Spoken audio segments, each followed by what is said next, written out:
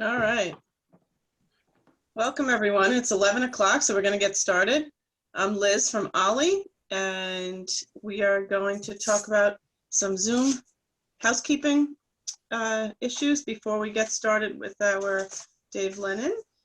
We've muted everyone. Some of you have been on some of our lectures or events online.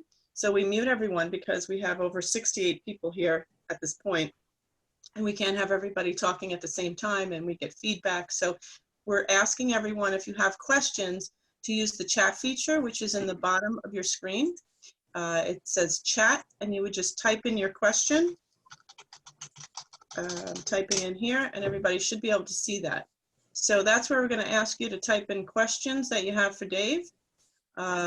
We also are recording this session, so if you're not interested in having your face recorded, please turn off your video. It's on the bottom left corner.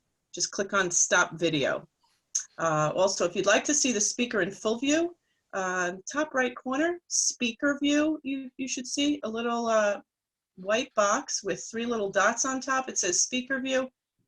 Or if you see the grid, that will show all the little boxes on your screen. But if you'd like to see him in full screen, click on Speaker View.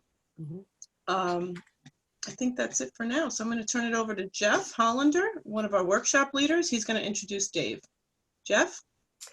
Hi, good morning, everyone. And hi, sports fans. It's Yanks and Mets coming to you from the Hollander house today as we try to will the season to come to life in 2020. But today we're really honored to have back with us for the 6th time to Business of Sports at OLLI in Stony Brook University. A visit that we always look forward to when he's able to make it back. And you can see Dave in the picture, and he's been coming to us, believe it or not, since 2012, when he became the national sports writer at Newsday. Most of you have seen his bio, which was attached to the announcement. But prior to that, you probably didn't know that he was also a Yankee beat writer back in the late 90s, as well as pretty much covered the Mets for the entire first decade of this century. So he really knows his sports in New York. But did you know that he also he doesn't even come close to having a Brooklyn accent. And that's because he grew up in New England. He probably was, I'm guessing, a Red Sox fan most of his life until he came south. I'm not sure exactly where his allegiances lie today, but he did marry a woman who grew up in the shadow of Citi Field, who oddly enough became and is a Yankee fan. So we have an interesting mix of people here that, and now he's the national baseball columnist for Newsday. But more importantly, Dave has been a friend to us. He's come, as I said, this is his 6th visit, the first virtual. And as you can see, we've showered him with that invaluable OLLI certificate, which even still has the parking validation attached to it. I forgot about that part. But more importantly, Dave has brought us his insights over the years, time and time again.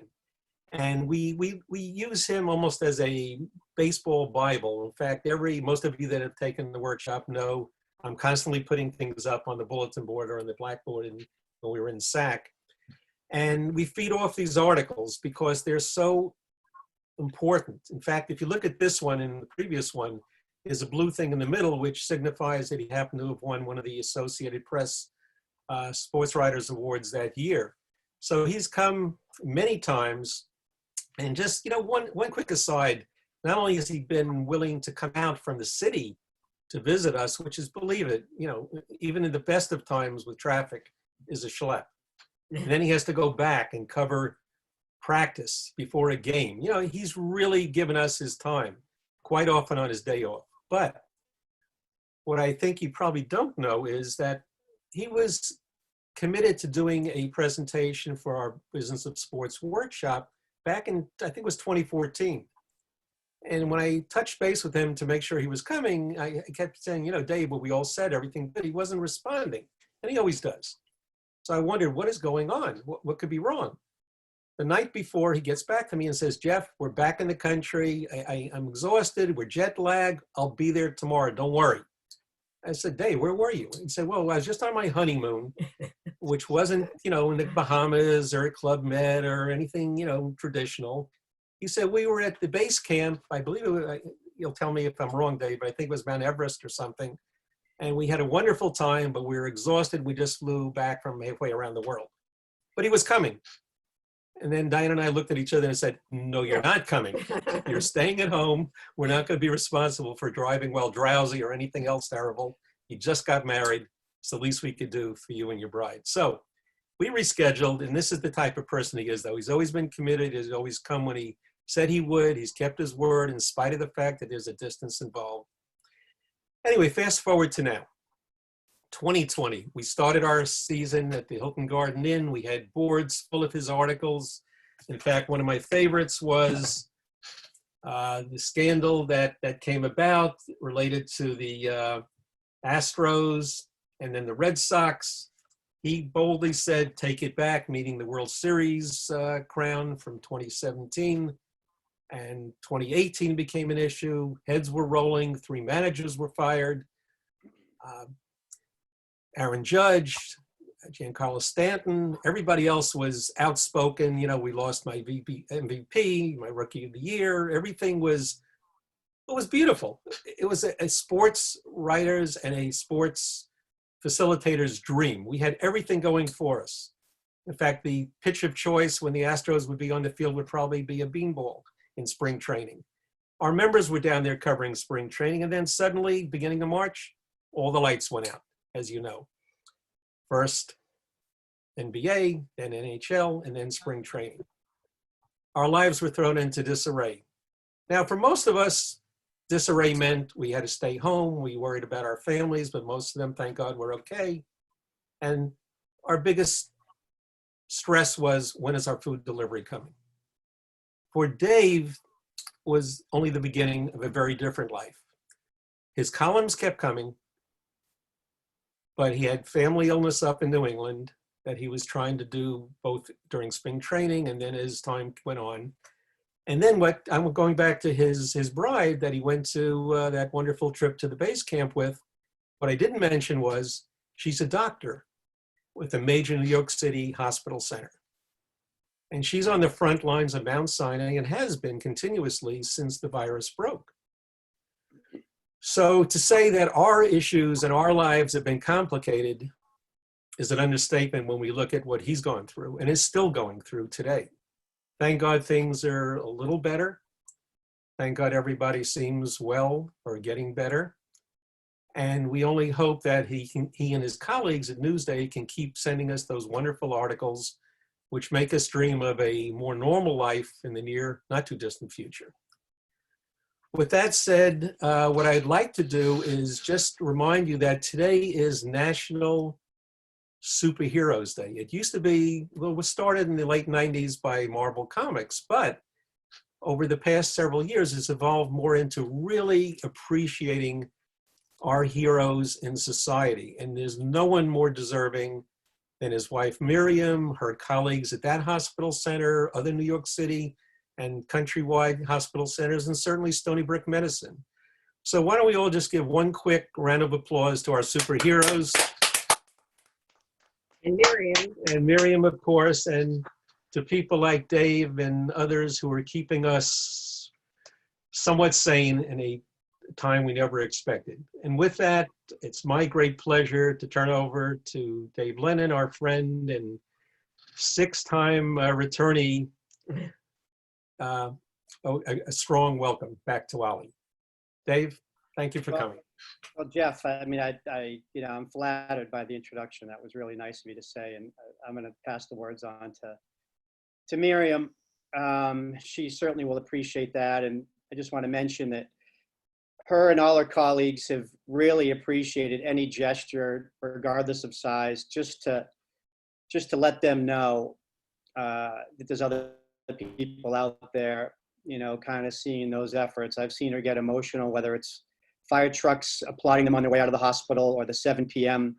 thing that they do here in Manhattan. They're listening and they notice. And when they're exhausted coming out of the hospital, it does a lot. So just know that whatever gestures that you guys do, large and small, they see it.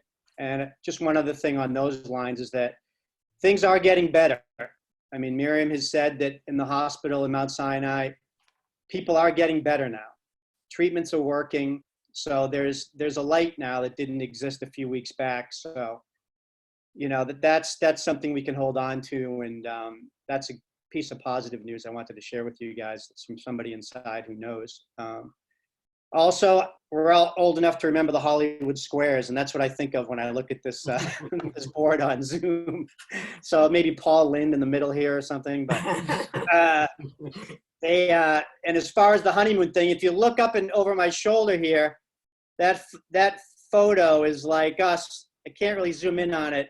That's us at base camp. And there's actually a yak hauling a lot of our equipment right there. So that's from our honeymoon that Jeff mentioned.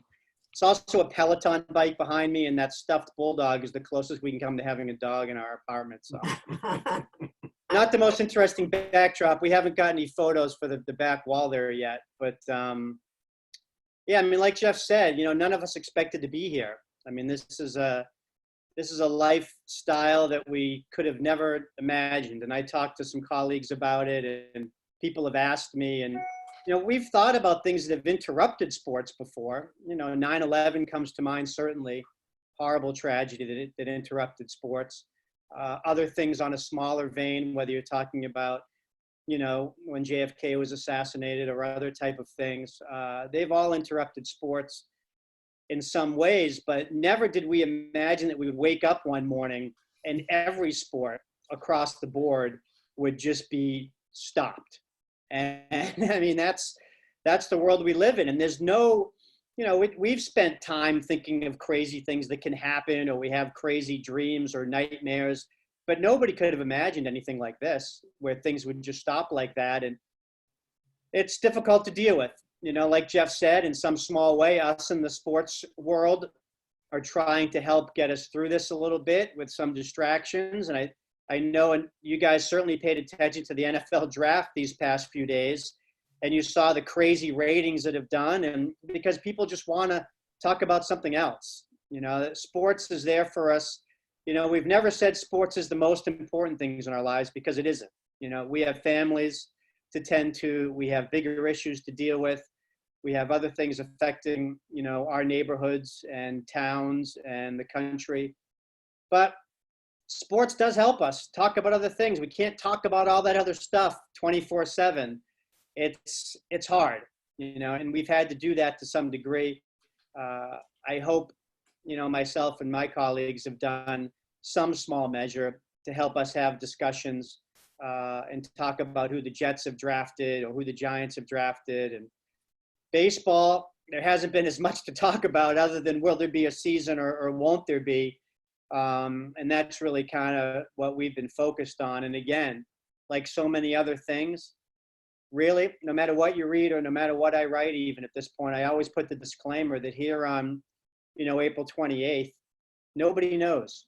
You know, anybody that says there'll be baseball played this year doesn't know that for certainty. We all hope. We're all hoping there's going to be baseball and football and maybe basketball and maybe hockey, but nobody knows yet. Until we have a better handle on what's going on with this virus, nobody can really make plans to that degree. So that to kick it off with, that small presentation, I'd love to take questions. I know that's always the most popular part to this, because I know you guys have things on your mind. And if you want to drop in a medical question too, that I can supply information from Miriam, I'll be happy to do that as well. But with that said, I guess we can go ahead to Beth and Jeff and whoever else wants to get the questions rolling. I think that's probably a great time. There's a question that someone typed in. Okay. With the injuries to Paxton, Judge, and Severino being announced and treated this spring, with the injuries to Paxton, Judge, and Severino diagnosed this spring, do we assume the Yankees medical staff is as bad as the Mets staff, or are the players equally to blame for downplaying the injuries? Well, the Yankees have certainly grabbed the medical spotlight away from the Mets. I mean, I had written tons of stories about the Mets medical problems during my time on the beat, and even since then. But what the Yankees have done in the past calendar year between all the injuries they had last summer, then they revamped their medical department only to have all this stuff happen again. I really blasted them during spring training. I mean, it seems like a million years ago, but to think that they would, the way they handled the Severino and Paxton injuries, to think they couldn't get a better read on what was happening with those guys for months and months of the offseason, only to be treated, in Paxton's case, I think it was in mid-January or so, to have back surgery. In Severino's case, to not have the surgery until spring training. So that was really a disaster. And same goes for Judge. I mean, this is an injury that he was dealing with towards the end of the regular season. And for it to spill over into spring training without a diagnosis, I know the Yankees have gone to great lengths to providing some sort of transparency and explaining why those happened. But it's hard to justify. You know, I think there was a lot of wishing and hoping that these were minor injuries, but players do their best to disguise them on occasion. If you look at Judge, he's always been a guy that's wanted to play through the pain. But in some instances, the medical staff really has to step in and really give these guys the complete and full workups, you know, that their value to the team requires. And for whatever reason, you know, the Yankees really weren't good at that. You know, the Mets have been fine for the most part until we saw what happened with Conforto, I guess, but that's another story.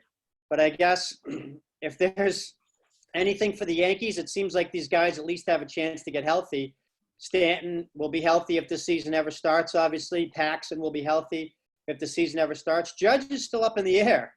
They still don't know for sure what they're going to do about that rib. And Severino, as we know, is lost for a significant amount of time, certainly into next season. So I think that brings us up to date on the Yankees. Not playing any games, but certainly an extended off season to get healthy if you want to try to look at very tiny silver linings here. Okay. Jeff, do you see the questions? Yes, I had one question, Dave, that had been brought up, you know, earlier too, and then we'll go back to the ones that are online. Sure. Many people were wondering how you were getting the sources for your columns on a regular basis. How are you going about it, since you're obviously not at any kind of a training or, you know, facility where they're at? You must have some massive contact list, but on the other hand, how do you know, it's, how do you guys and all your colleagues keep it accurate, and how do you know what can be validated or not, you know, on a daily basis as you do your stories? Well, now we're pretty much in November, December, and January mode when we don't have people in front of us. I mean, we spend the whole off season doing things the old-fashioned way, you know, calling people on the telephone and, you know, emailing and texting and that sort of thing. I mean, so that's the legwork that's still involved with this job. I mean, a big part of this job is the games, obviously, but now we're in extended off season.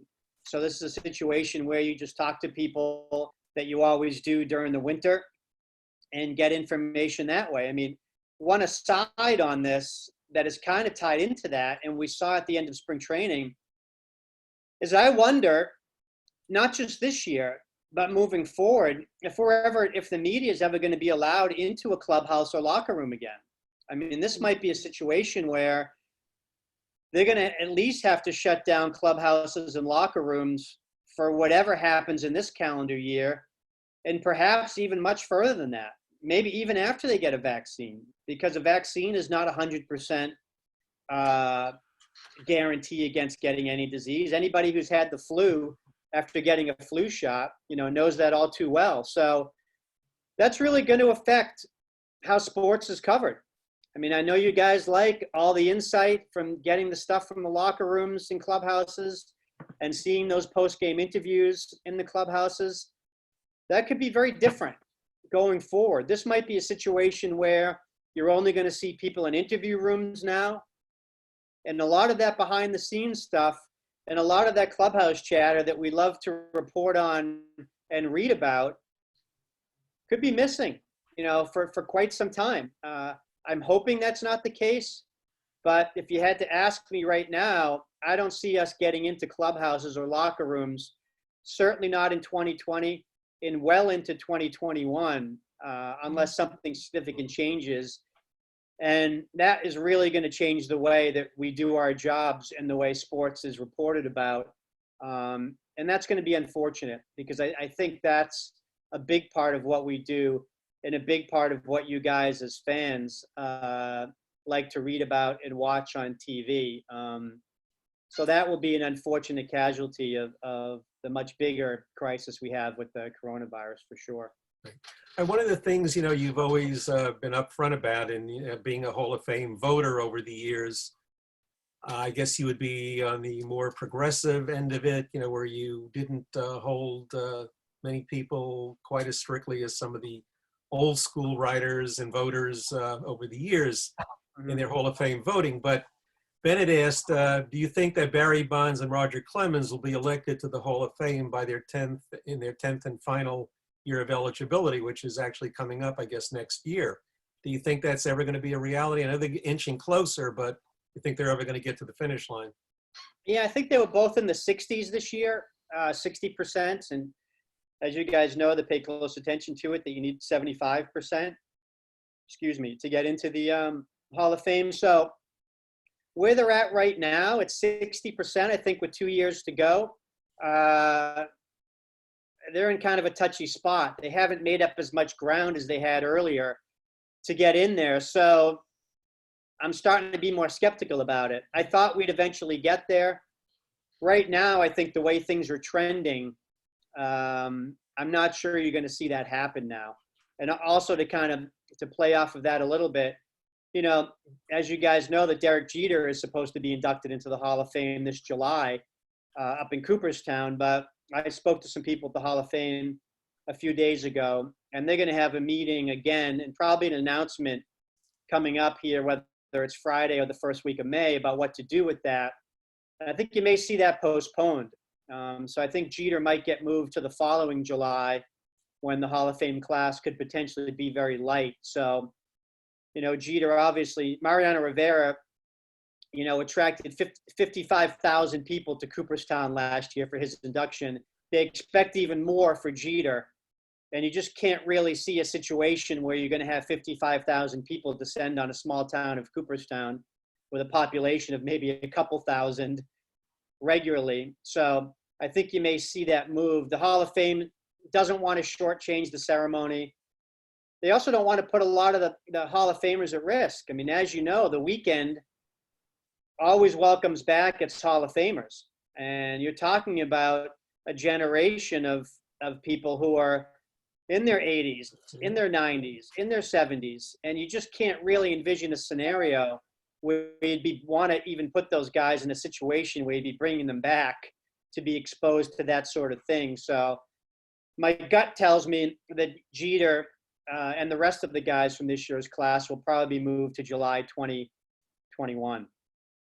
All right, taking the same train of thought before we go back to the chats, someone else had submitted this earlier. Do you think there's any correlation between A-Rod and J-Lo, maybe that whole thing going on with the Mets, to take away some of the fanfare about Jeter? Those two were sort of adversarial throughout their career. And I'm just wondering if he took a little bit of the excitement out of Jeter's summer, or do you think it's just a coincidence that they decided they want to buy the Mets? No, I know those guys are always intertwined for their times together on the Yankees, but as far as their individual business interests, I don't really see them trying to one-up each other. I know A-Rod, as we know that have been following this, that he grew up a Mets fan and, has always talked about playing for the Mets. And he's always, not just this year, but in years past, has talked about trying to get a group together to maybe buy the Mets. So I think this is actually independent of that. But we all know he likes attention. So I think this is certainly a way to get both him and his wife, not wife, engaged at this point, fiance J-Lo, back in the public eye. So we'll see. I'm skeptical. A lot of sports business people that I talk to just don't think it's the climate right now to be able to get big investors in with him to buy the team. So I'm not sure that's something that's going to happen anytime soon. unless something dramatically changes or the Wilpons need money so badly that they would sell low on the team, which a lot of people, that cover the industry don't really see that happening either. Okay, Larry had asked, what is your best guess about the 2020 season and how it might look? Now, you've said, nobody has that crystal ball, but we keep hearing things such as maybe basing in Tampa, Texas, and Arizona. Is that where it's really heading, or is that just for openers? I think from people that I've talked to, it seems like they can wait to start a season maybe as late as July. I think that's as late as they want to go with it. If it gets to be any less probable after July, they're just going to have to decide that it can't be done. And I think what you'll see is them trying to make some decision about 2 weeks from now. I think May 15th is a big date to circle. I think they're going to have to start making some decisions about that, because with baseball, you need a spring training. You need about 3 weeks to get ready. And I think you see this plan always changing, because states that might not be hot spots right now on April 28th could be hot spots 2 months from now. I mean, the thing that determines that has a lot to do with testing.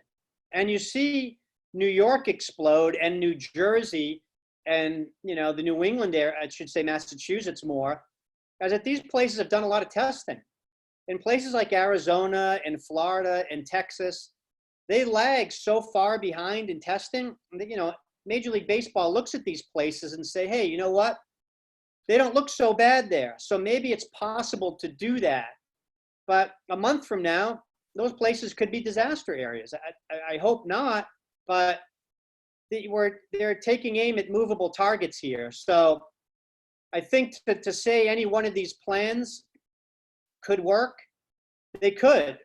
I'd be interested to see it happen. But I just think right now, it's very difficult to pick one of those. I mean, one of the ones that I had seen recently also was maybe trying to play at major league stadiums, again, in states that aren't having to fight the virus as much.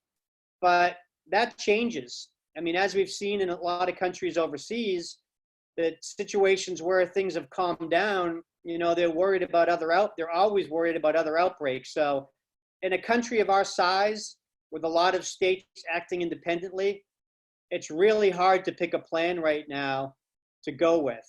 I know it'd be interesting to see these things. I really like the Florida Grapefruit League in one place and the Cactus League in Arizona, and have a World Series against the Florida winner against the Arizona winner. I think that might be fun. We'd have a universal DH. I think it'd be a chance to see a lot of interesting things. I'd love to see 7-inning games. I think would be a nice thing to experiment with. But there's so many things on the table right now, and they don't really have to narrow it down until, like I mentioned, once you get closer to May 15th, I think that's when you're going to have to see some decisions made.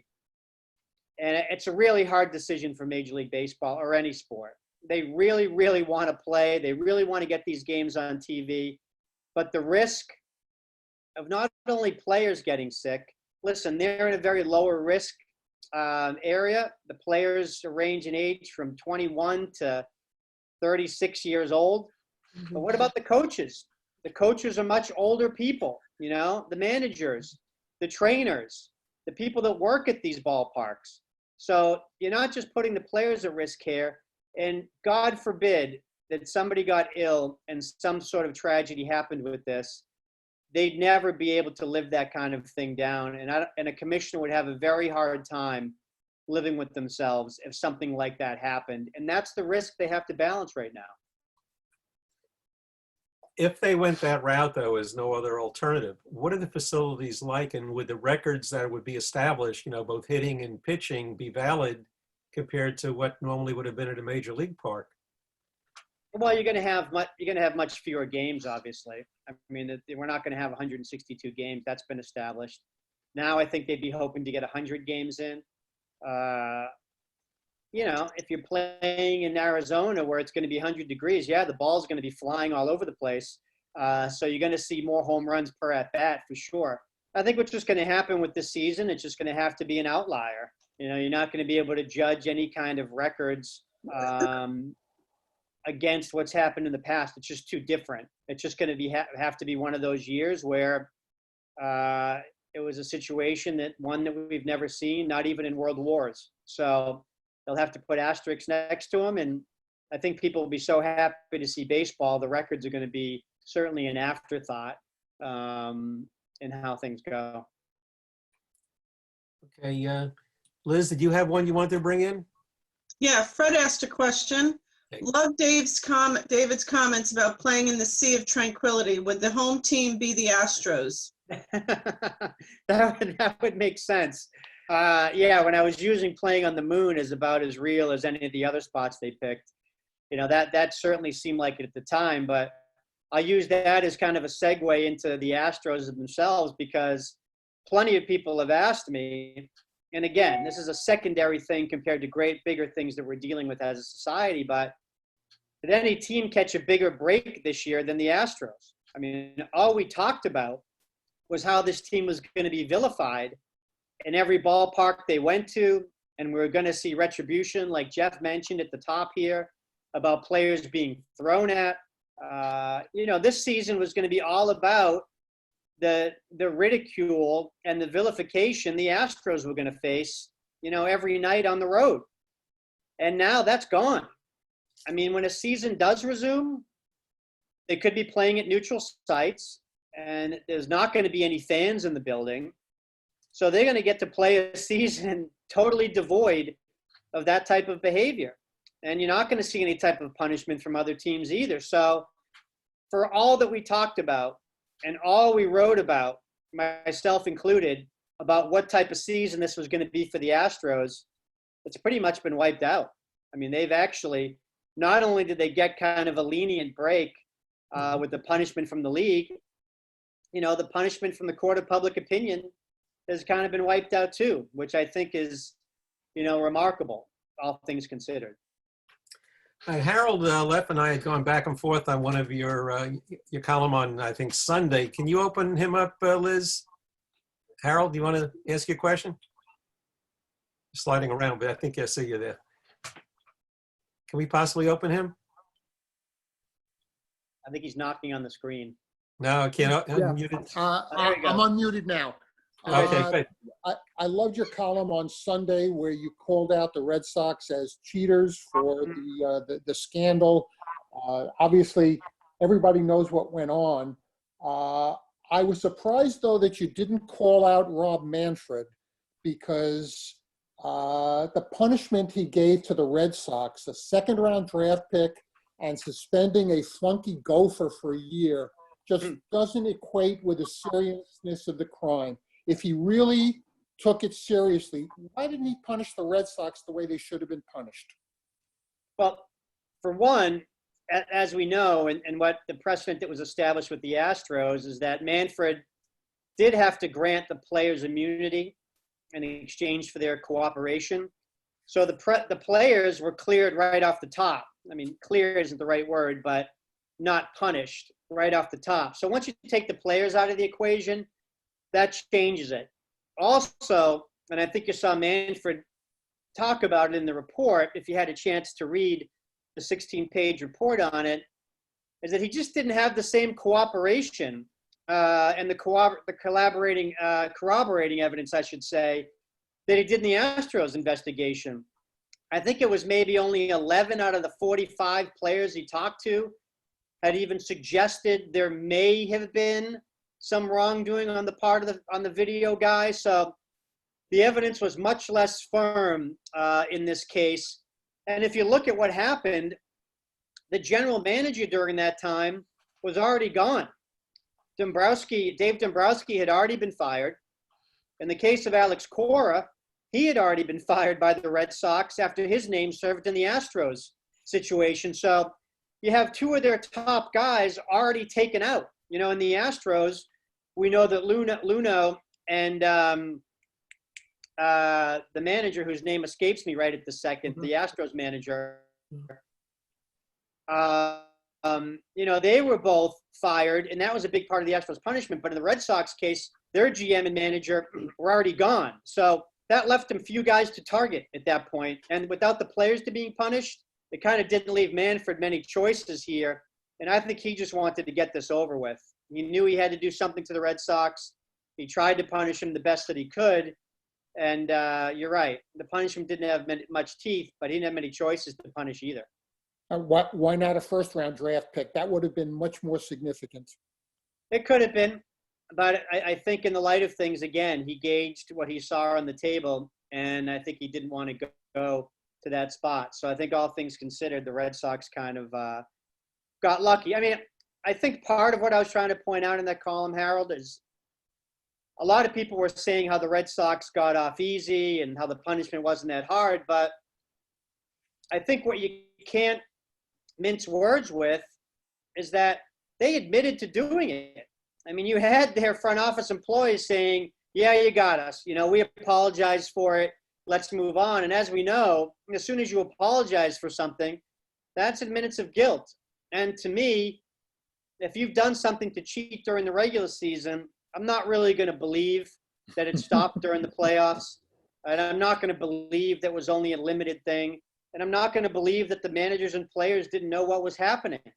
I mean, Cora was a main cheater with the Astros. Now you're going to tell me he wasn't involved in doing the same thing with the Red Sox? I don't believe that. So I think that the label that should stick with the Red Sox, they did cheat. And there are different degrees of it, and there are different shades of it. But once you do cheat, you are a cheater. And I think that is going to stick with the Red Sox and their title going forward for sure. Thank you. Staying with that frame of thought, Hank Steinbrenner recently died, and your column on that I thought was really great because he basically said you are really going to miss him, even though he was less involved due to health reasons for the last several years, but he had the fiery spirit of his father. When the boss was in charge of the Yankees, he let us know who our enemy was. And he basically took that to his grave.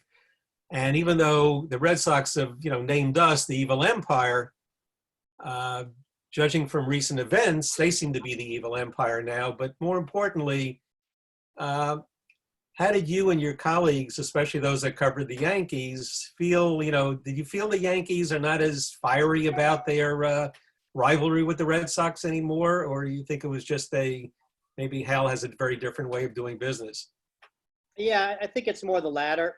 I mean, I know that you mentioned that column, and Hank was kind of given the reins of the team for only about a year, and during that year, that was kind of a continuation of his father. I mean, he had basically spoken out on everything. He took a lot of shots at the Red Sox. He took shots at Papelbon. He took shots at revenue sharing. He basically picked up the script where his dad had left off, and that for people in our business. And for the fans, that was great. I mean, that was stuff that we want to read and write about and do interviews about. And I think what happened after that is that with the Yankees, kind of cooler heads prevailed. I mean, Hal is a much more even keel, business first kind of guy. And, when he took over as the control person for the team, that's how the Yankees started to being run. I mean, they became a lot more corporate. Hal took a much more measured approach. There wasn't the lashing out of his dad or his brother, Hank. So, the Yankees really kind of weren't the Yankees we were used to anymore. They weren't the shoot from the hip boss or what Hank had done. So I think that's the best thing to remember about Hank is that, he really gave us kind of that glorious year of kind of carrying out his dad's legacy. And it changed a lot after that. I mean, I know some fans will say that they don't miss Steinbrenner because of all the trouble he caused by blasting his own players and blasting everybody else. But, sports is entertainment. And, we like that kind of stuff. We like the wars. We like to have Red Sox and Yankees sniping at each other. And you don't really see that as much anymore. I think that players and teams have gotten to see that maybe there's less of a value in that to them. They're a lot more business oriented now, and they're a lot more money oriented, like any business. And I think the Hank Steinbrenner of the world, are missed. There's a void there. And I don't really think you're going to see that filled, whether it's in managers' offices, whether it's in GM offices, or whether it's in the owner's box. You're just not going to see that anymore. It just doesn't happen. There was a rumble in Fenway, I think, might have been a year or two back, but I just remember the visuals of Stanton and Judge and CeCe and other massive Yankees coming out. It looked like sumo wrestlers going Right. after a bunch of, junior high kids. That's how big the Yankees looked. Are those things real, or is that mostly, for entertainment and nobody really gets hurt usually? I mean, the emotion behind it is real. I think that, once you get face to face with Stanton and Judge, your enthusiasm for fighting goes away pretty fast. I mean, Judge and Stanton haven't gotten to many fights in their life, and there's a reason for that, because nobody's stupid enough to fight guys that big. So I think the Red Sox realize that. Once you see those guys come barreling out of the dugout, and back in the day when you had Dellin Betances rumbling out of the bullpen too, now he's on the Mets, obviously. Yeah. Those are big guys. They don't just look big on TV. You stand next to them in person, those look like, defensive ends for the Giants. Those guys look big. And so, yeah, when the emotion behind it's real. But, do these guys really want to start punching each other like Strawberry used to with the Orioles back in the day, when he used to take on the whole Orioles roster by himself? You don't really see that as much anymore. Again, there's just not a lot of worth in it. These guys get hurt or break a hand or something. It's just the benefit of that, or the value of that, cooler heads prevail a lot more than they did. So that's why you don't see it quite as much. Arlene, you were talking before about the fact that, baseball is entertainment and, certainly stirring it up occasionally is great for the game. Mm-hmm. But she asked, what are your thoughts about playing games without fans in the stands, and will it be emotionally and economically viable? Well, the economically viable part is a great point. I mean, I think if they can't get the players' salaries reduced significantly, and I mean beyond just the prorated version, I mean that what they have on the books right now is, if a season resumes, what they'll do is pay the players the prorated value of their contracts. If they play 81 games and a player makes $10 million, then he'll make $5 million. So to use that as an example. But the owners aren't going to be satisfied with that. Without fans in the building, in their home stadiums, they're going to be making 40 to 50% less money. So they're not going to want to play games without significant reductions in player salaries. So if the players fight them over this, there's going to be plenty of owners that will say, listen, it's not worth it to me financially to play these games at neutral sites with no fans. It's going to be a money loser for me. I'd rather not play, so I won't have to pay the player's salary. So watch for that. I mean, that's going to be a significant obstacle here as we move forward, and we think these games might be able to play. As far as playing games without fans, excuse me, that's going to be tough too. I mean, the fans are a big part of the experience for the players. Mm-hmm. I mean, it's a very emotional thing to hear fans in the stands cheering and booing and hanging on every pitch. To do that in empty stadiums, I don't know what they'll do. I mean, I don't know if you guys have seen what they've done in Taiwan when they put up the robots and mannequins and cardboard cutouts of fans in the stands, maybe pump in some noise. Maybe that's something they may have to try in baseball, because I don't really see fans being in the building. I know Dr. Fauci has kind of talked about the same thing. He thought maybe someday fans could be there, but for this year, even if sports do come back, to envision fans back in the building, that's kind of tough to do. Well, Michael had asked, if and when we get to that point, do you get a sense that the players' union's position is going to be reasonable on this, and are they going to be, how is that going to work? I know that there is some sort of a clause, from what I remember reading, in the collective bargaining agreement, but I just wonder, how how strong the union is going to stand. You know, like you said, the owners can leverage their position by saying it's not worth it to me, although most of them are probably billionaires and they could afford it. On the other hand, you know, it's a business and they want to make money. So do you think the union will eventually back off? Or you think I guess the consensus of the players, is that going to be strong enough to say, I want to play, you know, this is what I do, this is my life? Well, you can bet the Wilpons are among the teams that don't want to play games without any type of ticket revenue or concession revenue. You can put them right at the top of the list. Because as we've seen, they've had some pretty tight margin lines there. But, you know, you saw Tony Clark last week come out and say, listen, we've already negotiated this. There's already a line in our agreement that says the players are going to get prorated salaries. That's not part of the discussion. Well, if he wants to take a hardline stance on that, he's going to get a lot of resistance from the owners. And then you run into a difficult problem. I mean, if it is possible to play these games, do you want to be on the side that's preventing it because of money? With a lot of people struggling, a lot of people out of work, a lot of people wondering about their jobs long-term and short-term for that matter. And that's a very difficult PR situation to be in, because you're going to lose a lot of fans if you're fighting over significant amounts of money to not give fans something to kind of hope to cling to. That's going to be a very difficult situation to be put in.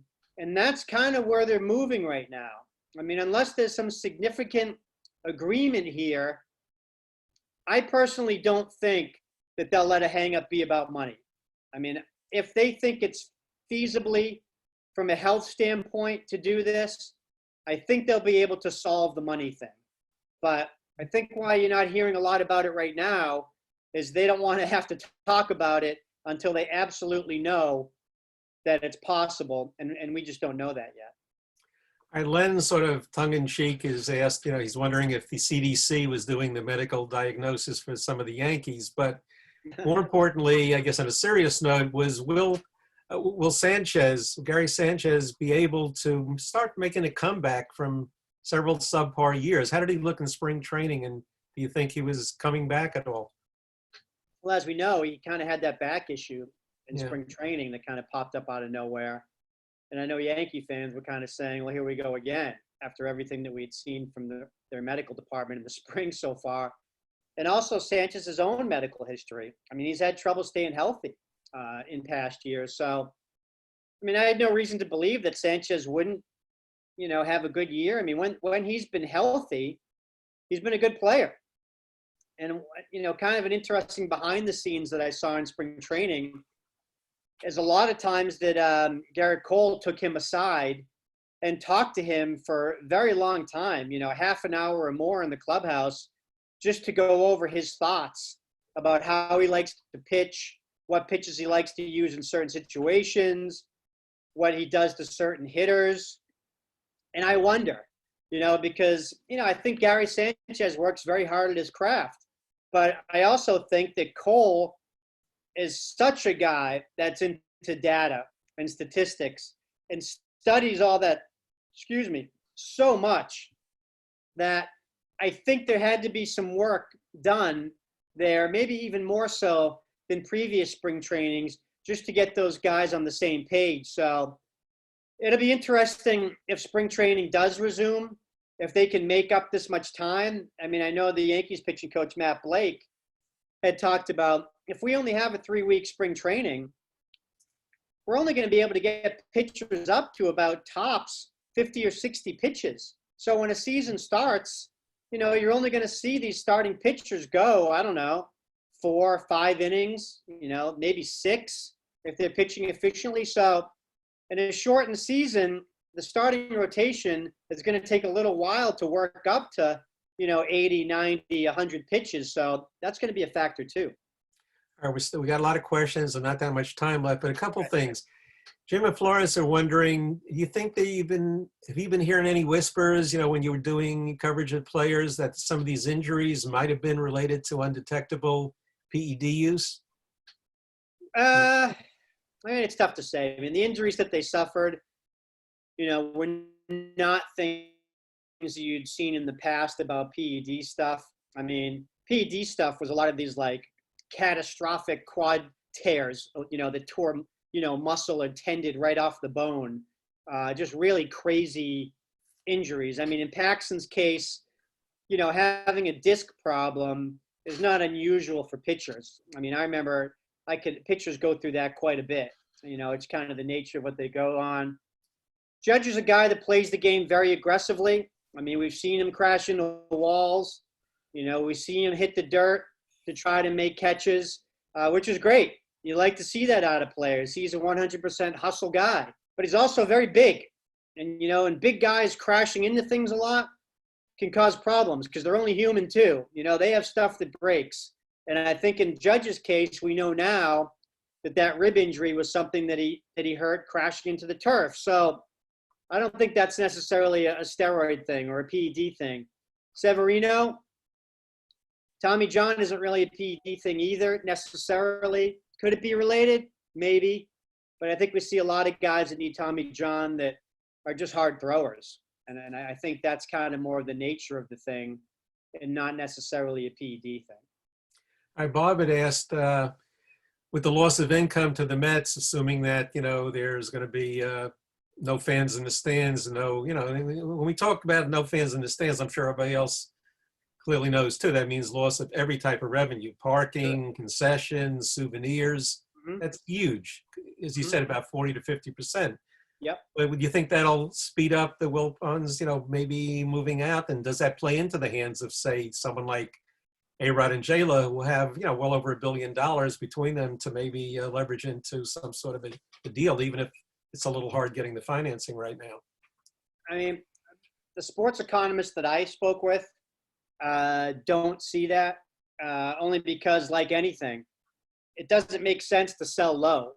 And if you're in a part of desperation, that's not really the best time to sell something. I mean, I know that they were getting the reported money they were getting from Steve Cohen was, $2.6 billion. And now people have estimated it being anywhere from 1.5 to 2 that the team might be worth. So that's a pretty significant loss if we're talking about $600 million or more. So the expectation is that they could be able to maybe ride this out and try to sell it during better times. But it all depends on the desperation level. I mean, nobody knows for sure how desperate the Wilpons are to sell the team. I mean, are they bleeding into parts of their money now that they can't afford to? SNY, which is a big part of their money earning, it's a down year for them too. They're not showing any Mets games. So that's a problem. So I think it remains to be seen. Right now, it's probably a situation where they think they can make it through because there might be a season. But if we get to a point in mid-May where they have to pull a plug on the season, that could be a different thing. So I think that's something that we still don't know the answer to. Rick had asked in let's say the last 5 years or so, who you feel maybe have been your best, most honest, and interesting interviews, and maybe who was your best and who was your worst, perhaps? Out of the past 5 years, well, I know it goes back too far, but I always love talking to Bobby Valentine. Obviously, he was one of the best interviews in the game. I love talking to him. He was great. Moises Alou was the guy I loved talking to. Real straight shooter, honest guy. Cliff Floyd was another guy I loved talking to.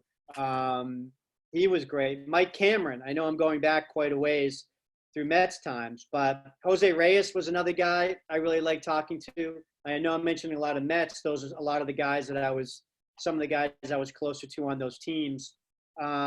Recently, trying to think. I feel like guys recently, you just don't get as close to as you used to, 10 years ago and even beyond that. Guys are just far more guarded now.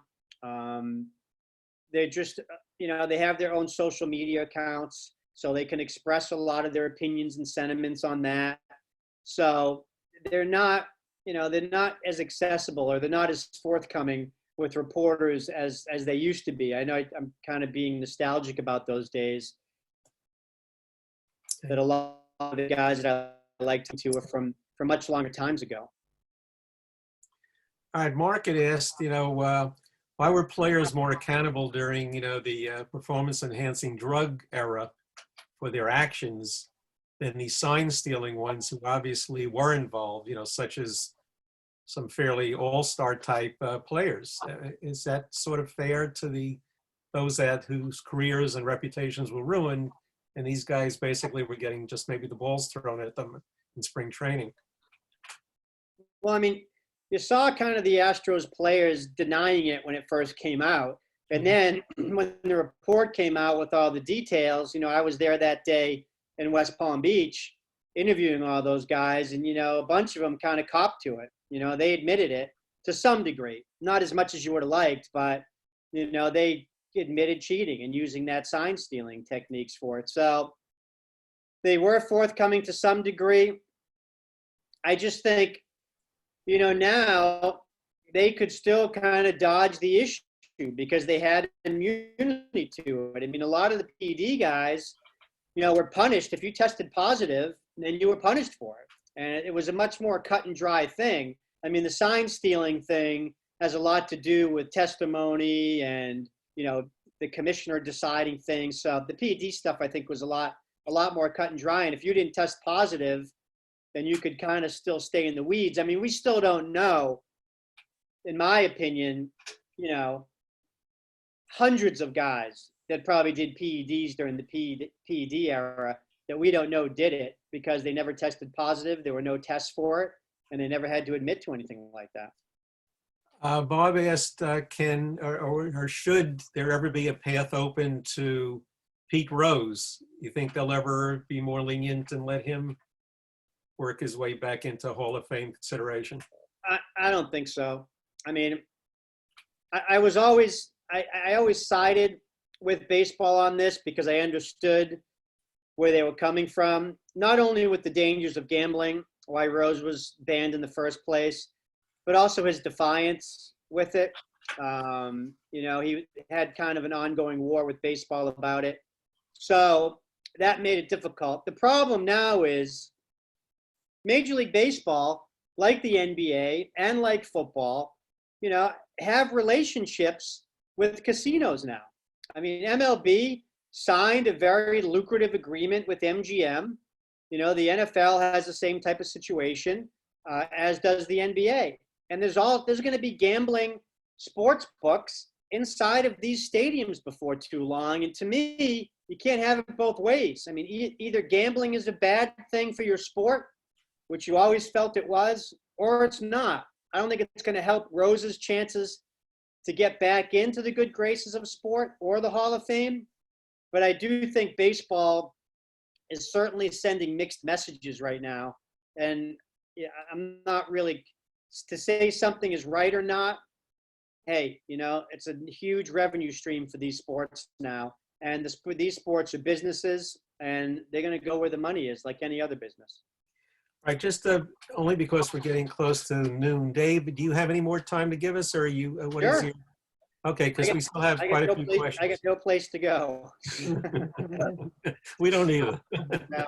But, and I think, it's obvious why Dave has always been a fave for us over the years. And many people, he's been very gracious to many of our members that run into him, usually at Port St. Lucie when they're down there seeing the Mets or other teams. But, they've always sent us great notes back, and said, I saw Dave, we talked to him, he remembers, he always sends his best to OLLI, which we really appreciate, and thank you. All right, let's see, another question. This is from Arlene. Baseball leagues and fans alike live for their statistics and comparisons year over year and over the decades. I think we already talked about how that would probably have to play with a load of asterisks after a shortened season. Sure. But again, home runs being what they would be, I guess, I think he also addressed that already. So that the fact that probably less than perfect dimensions in stadiums too, or the air, rarefied air in certain parts of the country would probably distort some of the stats. but it would probably happen. Let's see, a couple others. Jeff, I have Bill, who's been raising his hand for quite a Good. while. Let me Okay, unmute him. Go ahead. Bill, you're unmuted. Bill? You might have to unmute yourself because I'm trying to unmute you. Bill, are you there? All right, well, we're finding him. Okay. Your opinions on Cespedes, Amelia, and Diaz? Any thoughts on that from Pat? Well, this is certainly giving a chance to get Cespedes healthy. He was actually making some good progress in spring training. I mean, I know right before that spring training stopped, he was taking batting practice. You know, he still hadn't run bases full speed, so it was certainly going to be a motivated Cespedes. You know, they reworked his contract and made it all incentive based, so the Mets kind of had him in a good spot. And if this season does resume and you have a universal DH, well, that's going to be a great advantage for the Mets, right? I mean, you'll have Cespedes as your everyday DH, or at least do it in a consistent basis. So as long as he's not doing any boar hunting during the shutdown, you know, the Mets could be in a good spot with him. As far as the other two guys you mentioned, I think Betances was one of them. Betances was just starting to get healthy again. So I think you were still waiting to see an uptick on his velocity.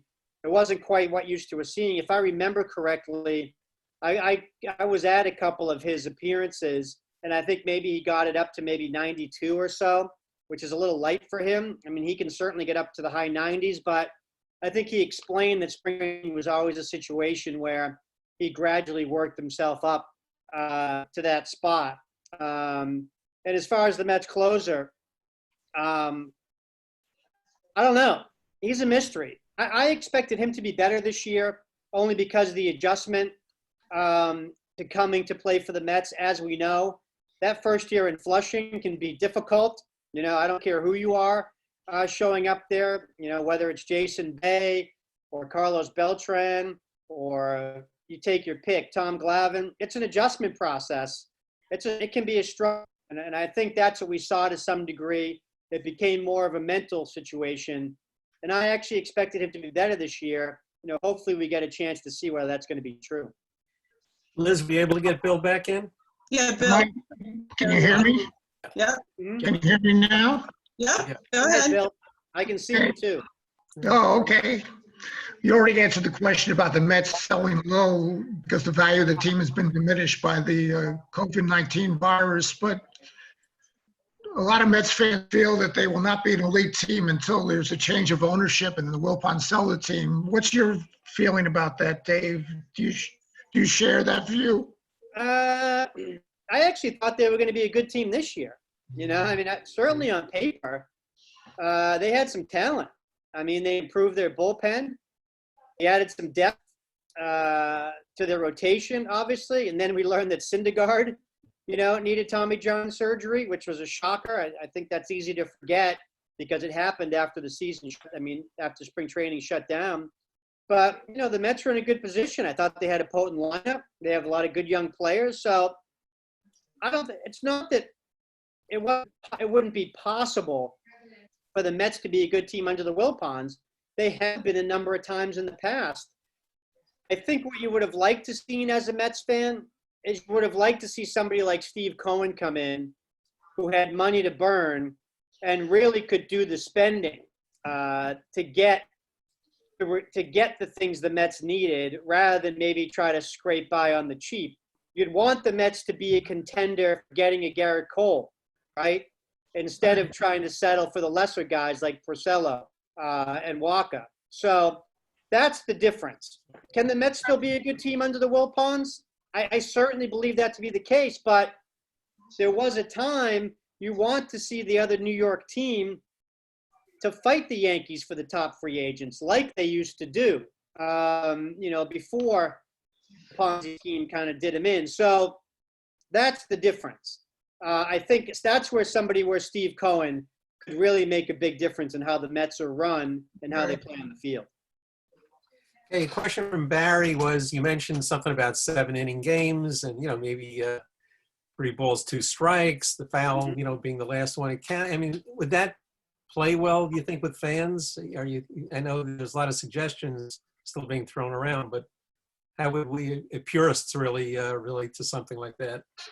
Well, I think that's the potentially good thing about a shortened season, just because, like we already said, you're not going to be able to compare it to other seasons. So once that's thrown out, then let's try some different stuff. I mean, maybe baseball can be a little bit better. You know, I'm not really one to say about the purist argument anymore. I mean, other sports try different things. The NBA tries different things.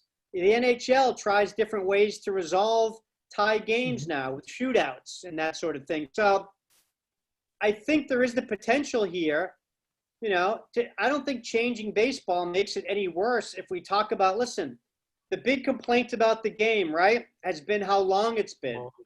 Why not try 7 innings, you know? And you don't have to change anything about it. You don't have to shorten commercial breaks. You don't have to do any of that stuff. I think it just makes it a tidier, faster moving game. You can keep starters in the game longer. They'll pitch a higher, percentage of the game now. So I like the 7-inning game thing, and not just for doubleheaders. I think that's something they should look at. Baseball should evolve. I don't think you would compare Pete Alonso to Babe Ruth right now, or Pete Alonso to Roger Maris. The sport is different in a lot of different ways now. And to constantly have to compare players now in 2020 to guys that played, in the 20s or the 50s or the 70s, the game's too different now, way different. And I think that while some of the numbers are similar, I think they skew a lot differently. And I think if we can make the game more entertaining to watch now, I think those things are worth trying. And I think those are things that you may see.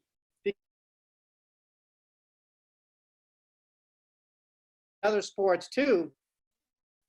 Now you're hearing the NFL wanting to play the Super Bowl in late February, or now you're hearing the NBA wanting to start their season on Christmas and play into the summer.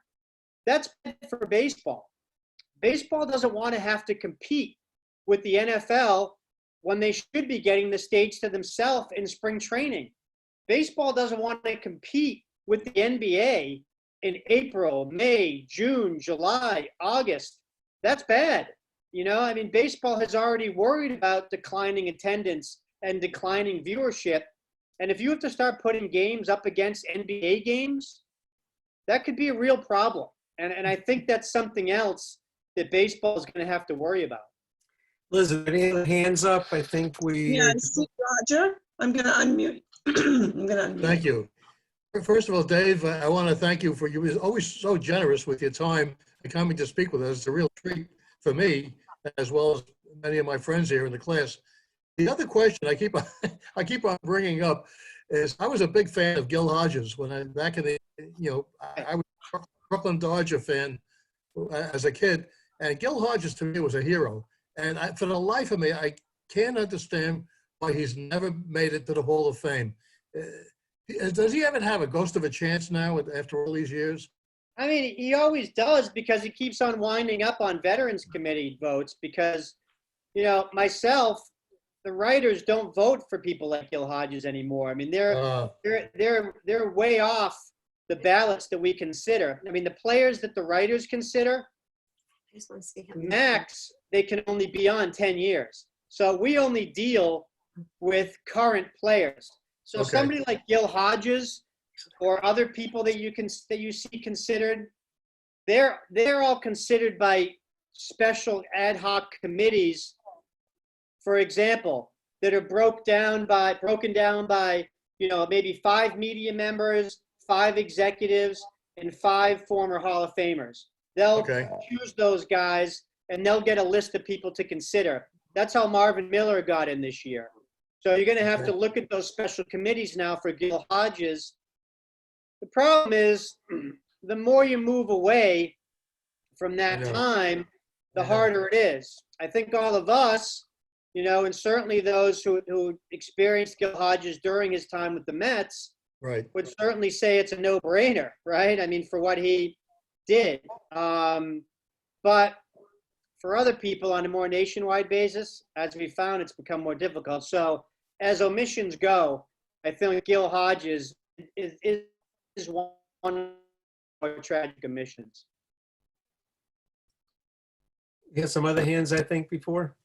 David, thank you very much.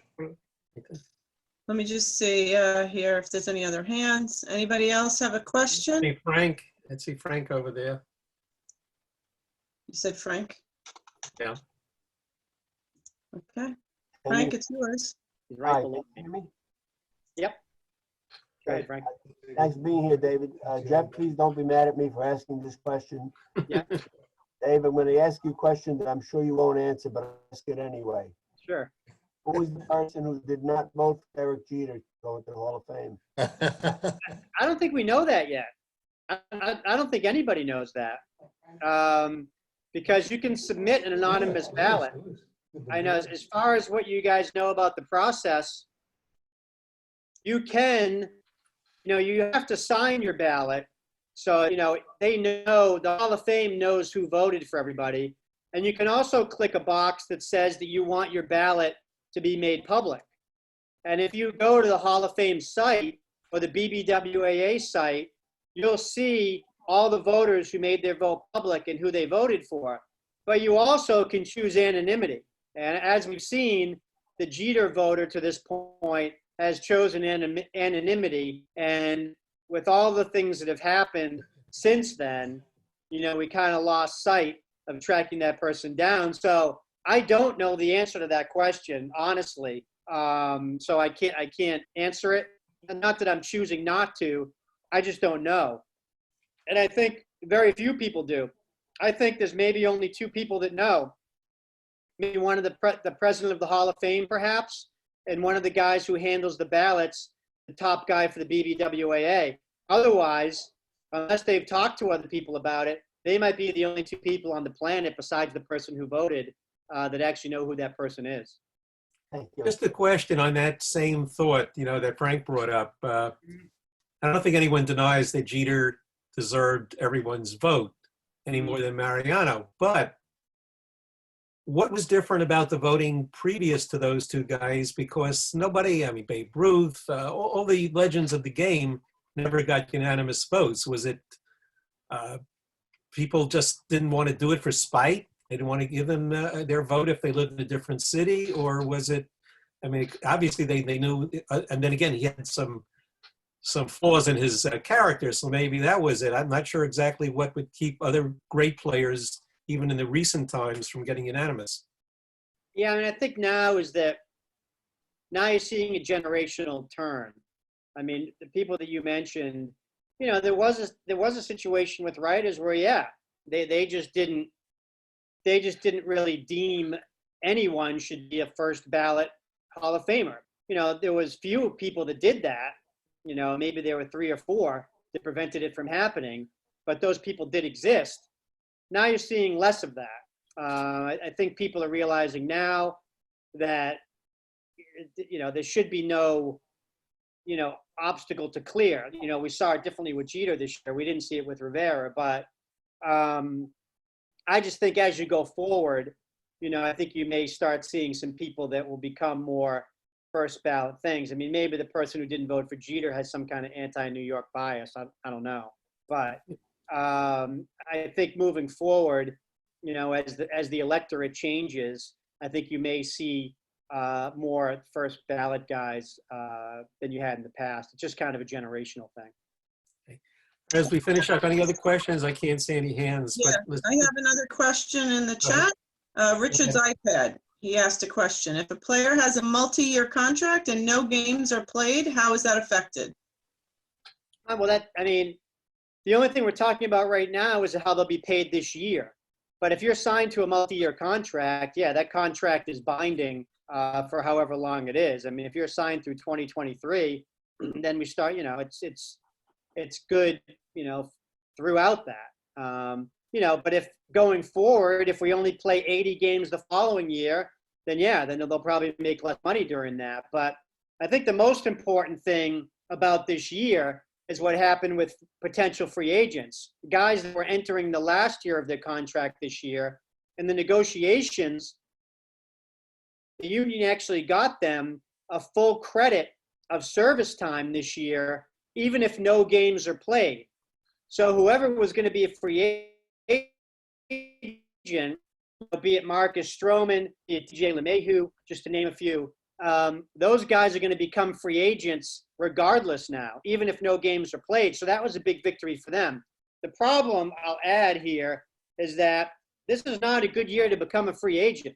I think you're going to see teams spending a lot less money on players in this coming winter for the following year. So it's a bad year to become a free agent. If you're signed to a multi-year deal, the timing was good for you. Garrett Cole, although he's losing money this year, if baseball does return to it, its regular schedule, then he'll be okay in the long run. But players who haven't signed to long-term deals, it could be rough for them after this season's over. Speaking of Cole, he got a bucket of money. The Yankees have not had the greatest experience with long-term contracts, A-Rod, CC, those type of things, Giambi.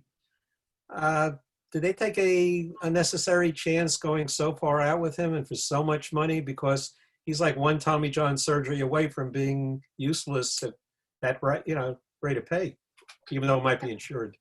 I mean, I actually think CC's deal worked out for them, especially since they won a World Series out of it. And I think that's the factor. I mean, if you had to bet on it, during the life of Garrett Cole's 9-year deal, do you think the Yankees will probably win one World Series out of that? I'd venture they could probably at least win one. I think he gives them a chance to maybe win more than one. And if they win, I mean, I think if he helps them win one World Series, the contract is already worth it because it's been a while.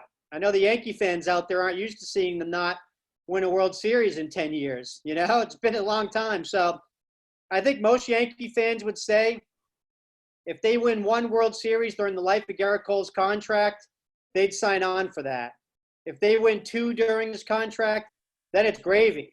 So, yeah, the Yankees have the money. So I think whether or not they sign bad contracts, and I think Cole is a guy that you feel like is probably going to be worth the money based on his work ethic, based on his mentality, just based on the guy that he is.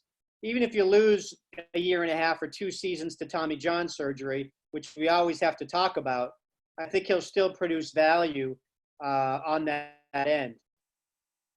Okay, thank you. Any other last-minute question? I think we've cleared the board pretty well. Dave, I'd like Anybody raise their hand real quick if there's any other questions? If not, then I think that will conclude. Okay, I'd just like to thank Dave again for giving us your valuable time and your expertise. It's always a pleasure.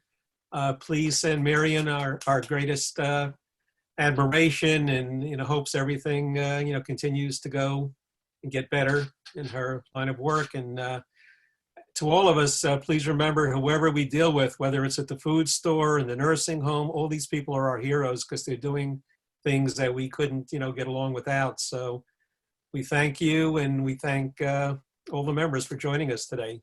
Be well, Dave. Thank you very much for doing I this. just want to thank you guys for making quarantine a little more fun. And, the pleasure was all mine. I don't get a chance to talk baseball very much these days, as you might imagine. So this was, like I mentioned, the pleasure was all mine. And I'll be certainly extend your well wishes to Miriam. They're much appreciated. And to echo what Jeff said, yeah, please, any small token of appreciation to any of those guys. And like he mentioned, whether it be grocery stores, anything, these people are really kind of keeping us together right now. And they're the real heroes.